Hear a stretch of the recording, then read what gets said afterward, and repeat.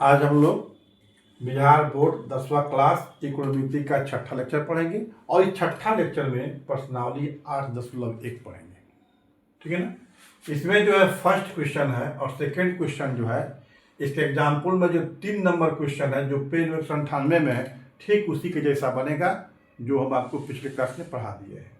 Question number 3 जो है example number 1 जैसा बनेगा जो पेज नंबर 197 में है, ये भी आपको पढ़ा दिए। सेम वही क्वेश्चन है, केवल अंक वगैरह संख्या वगैरह बदल दिया गया है। ठीक है ना। इसको आप लोग उससे बना के प्रैक्टिस कर लीजिएगा। चौथा नंबर क्वेश्चन आपको बताते हैं। चौथा में कहता है यदि 15 cot a बराबर 8, 15 cot a बराबर 8 हो तो साइन a और सेक a का मान ज्ञात करिए। क्या कहता है जी इसमें, यदि 15 cot a बराबर 8 है ना, तो साइन a और सेक a का मान ज्ञात करिए। ठीक है ना, कोई बड़ी बात नहीं है। यहाँ पर आप एक ट्रेंगल का फोटो बनाइए समकोण त्रिभुज का।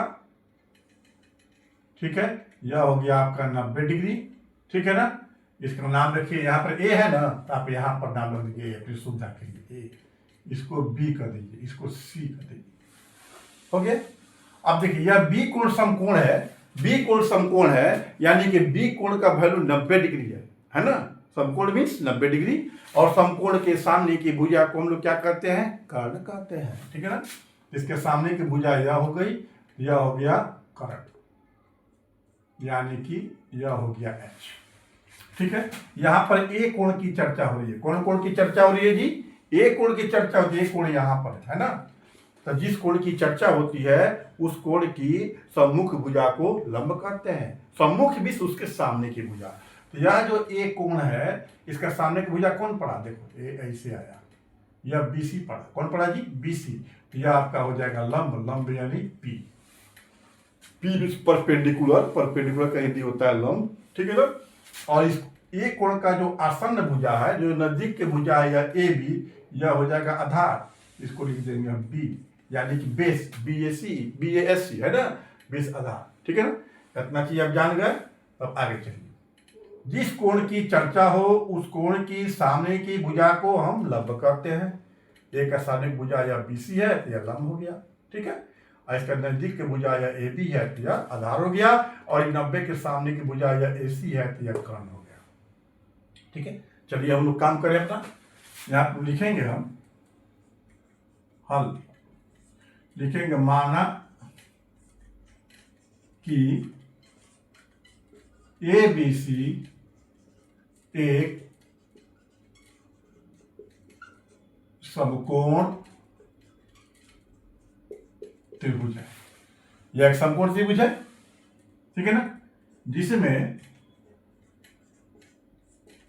कोण बी बराबर 90 डिग्री। यह बी क्या है बाबू, 90 डिग्री है। ठीक है ना। अच्छा, इसके बाद से यह कंडीशन दिया हुआ है, लिखेंगे तथा 15 cot a बराबर 8, 15 cot a बराबर 8 यह दिया हुआ है। तो क्या निकलना है बाबू, साइन ए का वैल्यू निकालना है। लिखेंगे साइन ए बराबर वाट, और क्या निकालना है जी, इससे सेक ए का, लिखेंगे सेक ए बराबर वाट। यही दो वैल्यू हमको निकालना है। ठीक है ना। चलिए आगे किस क्वेश्चन में बढ़ा जाए हम लोग यह जो कंडीशन दिया है ना इसी को लेकर चलेंगे। लिखेंगे कि 15 cot a बराबर 8। ठीक है, आगे चलिए। यह जो 15 है ना, यहां से 15 को हटाइए, तो 15 जब इधर जाएगा तो बराबर जब इधर जाएगा तो कहां चल जाएगा, बट्टा पे चल जाएगा। लिखेंगे cot a बराबर 8/15। ठीक है, यहां तक फाइनल। अब चलिए कॉट का वैल्यू यहां पर निकल गया कितना, 8/15। कॉट का वैल्यू कितना निकल गया बाबू, 8/15। अब इस फिगर में आइए, इस फिगर में कॉट क्या होगा उसको लिखिए। लिखेंगे त्रिभुज ए बी सी में कोण बी बराबर 90 डिग्री है ना, बी बराबर 90 डिग्री। फिर लिखेंगे इसलिए कॉट ए बराबर, तो कॉट बराबर क्या होता है आधार बटा लंब। क्या होता है ये आधार बटा लंब? आधार बटा लंब। आधार ने क्या लिखे हैं? बी, और लंब क्या होगा? पी। हो गया। अब खूब ध्यान से देखिए आप लोग, यहां पर कॉट बराबर क्या निकल गया? आधार बटा लंब। यहाँ कॉट का वैल्यू क्या दिया हुआ है? 8/15। इस कॉट के जगह पर इस कॉट के वैल्यू को यहां पर रख दीजिए। ठीक है, लिखेंगे यहाँ 8/15 बराबर b/p। फिर लिखिए या b/p बराबर 8/15।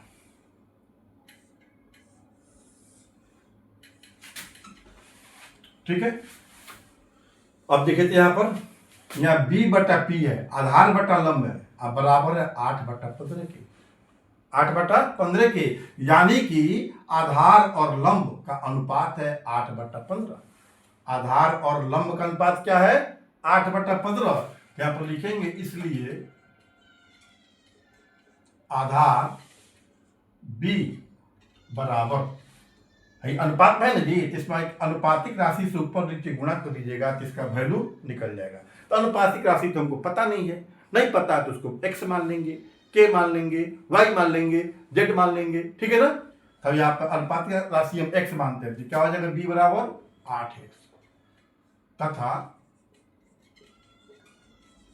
लंब p बराबर कितना हो जाएगा? 15x। ठीक है, देखो b का वैल्यू आ गया 8x, इसका वैल्यू आ गया 15x आ गया। ठीक है, इसका वैल्यू मिल गया, इसका वैल्यू मिल गया। अब हमको इसका वैल्यू चाहिए, कर्ण का। किसका वैल्यू चाहिए? कर्ण का वैल्यू चाहिए। आराम से निकल जाएगा, जब आधार का लंब का वैल्यू निकल गया, इसका वैल्यू आराम से निकल जाएगा। कौन से फॉर्मूला से भाई? तो पाइथागोरस थ्योरम से, पाइथागोरस प्रमेय से। पाइथागोरस प्रमेय क्या होता है? कर्ण का स्क्वायर अन्य दो भुजाओं के वर्गों के जोड़ के बराबर होता है। यहाँ पर लिखेंगे हम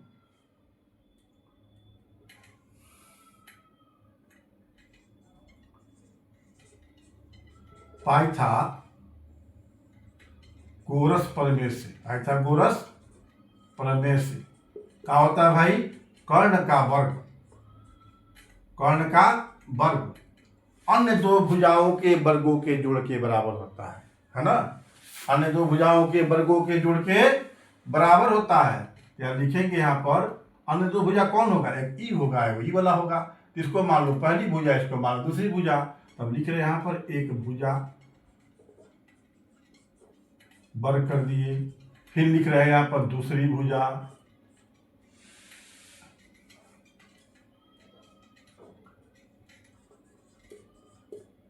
इसको वर्ग कर दिए। तो कर्ण का स्क्वायर अन्य दो भुजाओं के वर्गों के जोड़ के बराबर होता है, तो बराबर कर दिए। ठीक है, आगे चलिए। तो कर्ण का नाम क्या है जी? यह जो है AC है। क्या है यहाँ पर? AC है। H भी लिख सकते हैं आप। ठीक है ना? लिख देते हैं यहाँ पे AC स्क्वायर। ठीक है, अच्छा एक भुजा कौन मान लो? तो AB मान लो। दूसरी भुजा कौन मान लो? तो BC मान लो। ठीक है, इसको यहां पर ऐसे कर दो, आधार B बराबर AP बराबर 8x, और इसको कर दो P बराबर BC बराबर 15x कर दो। ठीक है, अब यहां पर आइए, AC स्क्वायर AB कितना है बाबू? AB है 8x, स्क्वायर तो स्क्वायर कर देंगे। BC कितना है बाबू? 15x है। देखो BC 15x है। हो गया, आगे बढ़िए। 8 के स्क्वायर क्या होगा बाबू? 8 × 8 = 64। 15 का स्क्वायर क्या होगा? देखिए तो 15 × 5 = 75 के 5 हासिल 7। अब 15 कम 15 15 7 22, नहीं गए 225। नहीं समझ में आया तो इसे करिए। चलिए, नहीं समझ में आया तो 5 से गुणा करिए। 50 25 के 5 हासिल 2, 5 कम 5 2 7। इससे करिए 1 से, तब 5 हो जाएगा। 1 से 1 हो जाएगा, 5 हो गया। 7 5 12 हो गया, हासिल 1 1 2 225। कितना हो गया 15 का स्क्वायर 225, एक्स का स्क्वायर हो जाएगा। अब दोनों को जोड़िए, 5 और 4 9, 2 और 6 8, आई हो जाएगा 2। ठीक है,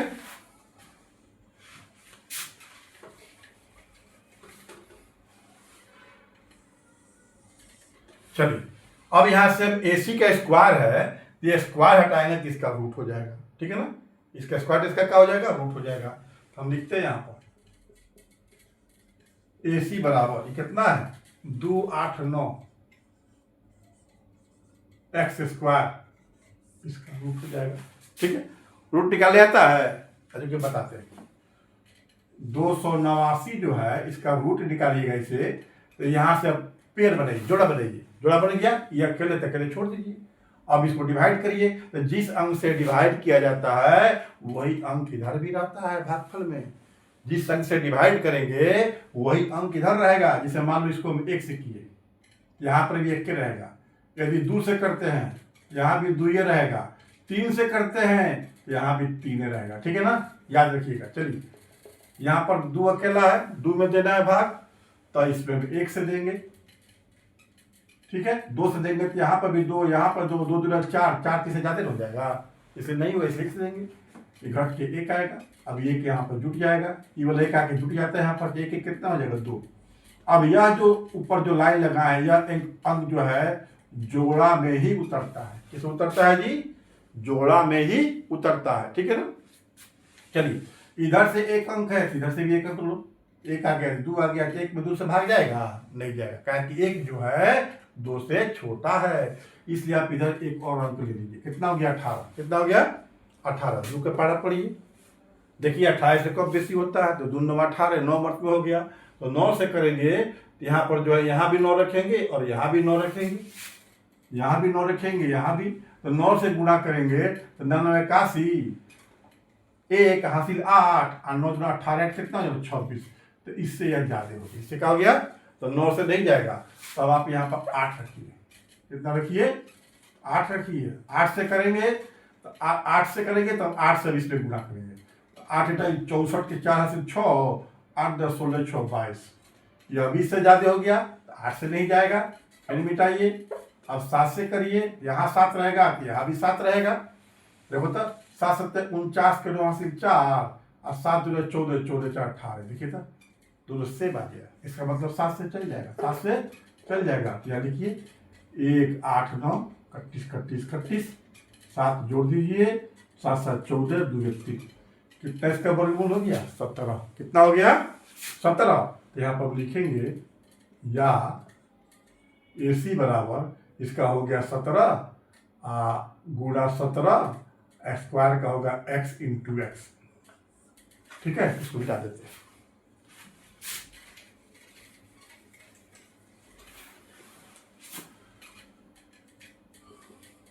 AC बराबर 2 को 17 है, 2 को x है, पेड़ बन गया, तो 2 टन बदला बेगो लिख दीजिए, यहाँ 2 बदला लिख दीजिए, रूट हट जाएगा।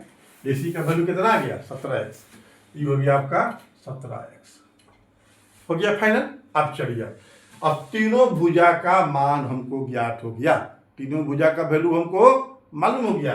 तब अब यहाँ पर हम किसका मान निकालेंगे, sin A का और sec A का। चलो sin A का वैल्यू निकालो, लिखेंगे sin A बराबर, साइन बराबर क्या होता है बाबू, लंब बटा कर्ण। क्या होता है, लंब बटा कर्ण। लंब के लिए P लिखते हैं, कर्ण के लिए H लिखते हैं। ठीक है ना, P कौन है जी, देखो तो यहाँ पर लिखिए BC, लिख देंगे BC। कर्ण कौन है जी, तो कर्ण फिक्स है AC। ठीक है, अब भाई BC का वैल्यू कितना है बाबू, BC का यहाँ देखो 15x,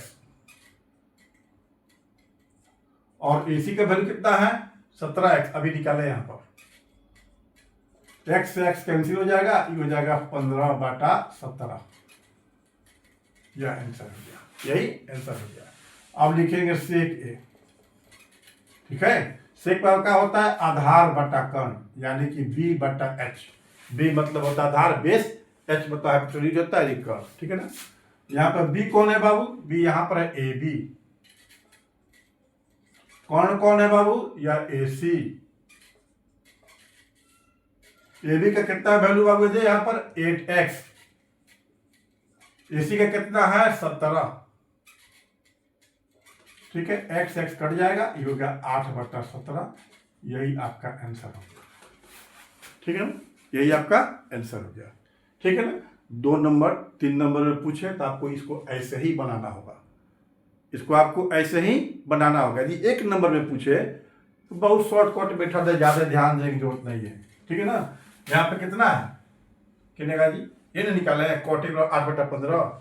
तो सीधे हम लिखेंगे cot A बराबर 8/15। cot का क्या होता है B/P, आधार बटा लंब। तो B लिखेंगे, P लिखेंगे। ऐसे ही जो है माने रफली B बराबर 8 कर देंगे, अब P बराबर क्या कर देंगे 15 कर देंगे। B को 8 कर देंगे, P को 15 कर देंगे। अब हमको निकालना है H, सीधे H बराबर लिखेंगे √B² जोड़ P²। B कितना है 8², इसका 15², 8 के स्क्वायर 64, इसका हो जाएगा 225। दोनों हो जाएगा कितना जोड़ेंगे तो 289 हो जाएगा। और 289 की कितना हो जाएगा 17। H का वैल्यू निकल गया। H का वैल्यू निकल गया तो लिखेंगे सीधे साइन बराबर साइन A बराबर P/H। P कितना है 15, H कितना है 17। ये आंसर हो गया। 1 नंबर पूछेगा तो सेक होगा B/H। B कितना है 8, H कितना है 17। ये आंसर हो गया। 1 नंबर पूछेगा तो शॉर्टकट में बन जाएगा। 1 नंबर में अपना रफ पे बना लीजिएगा, आंसर टिक लगा दीजिएगा। लेकिन 2 नंबर में पूछे 3 नंबर पूछे तो आपको ऐसे ही बनाना होगा, तब जाके आपको मार्क्स मिलेगा, तो मार्क्स नहीं मिलेगा। ठीक है ना, आपका यह 6ठा क्लास समाप्त हो गया। ठीक है, इसको ध्यान से 1 बार 2 बार 3 बार पढ़िएगा, समझ में आएगा तो शेयर करिएगा, लाइक करिएगा और सब्सक्राइब करिएगा, और कमेंट भी करना मत भूलिएगा। ठीक है ना, चलिए बहुत बहुत धन्यवाद।